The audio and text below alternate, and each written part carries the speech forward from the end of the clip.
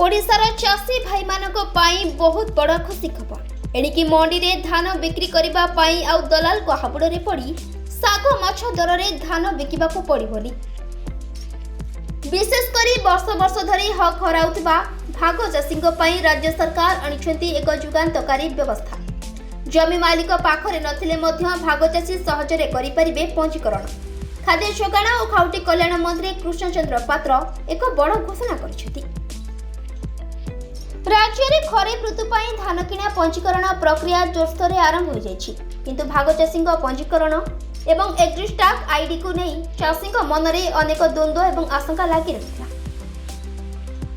राज्यर प्राय 28% चाष जमी भाग चाषी द्वारा चाष होता बेले जमी मालिक बाहर रोथबारु प्रकृत चाषी सरकारी सर्वनिम्न सहायक मूल्य एमएसपी बा 3100 टंका पाइबारु वंचित होते।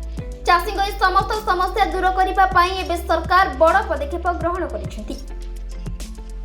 सरकार एक स्वतंत्र मोबाइल आप विकसित करुछंती। जमी मालिक राज्य बाहर किंबा विदेश रे थिले मध्य एही आप जरिया रे ऑनलाइन माध्यम रे सेमाने भाग चाषी नाम रे सम्मति प्रदान करि परिबे।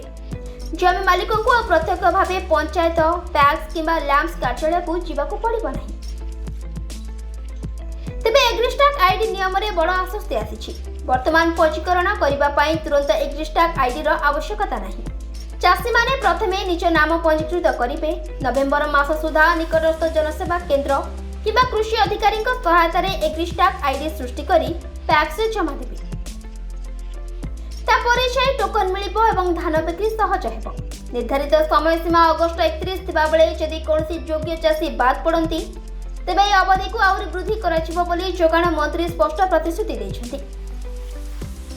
सरकार को लक्ष्य हेउछि प्रत्येक प्रकृत चाषी जेपरि सुरुखुरी रे धान बिक्री करी ताको कष्टलब्ध अर्थ सीधा सड़क निज बैंक खाता रे पाई परिबे।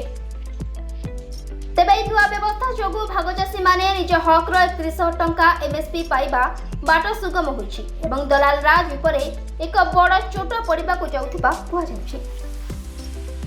ब्यूरो रिपोर्ट सोनो न्यूज।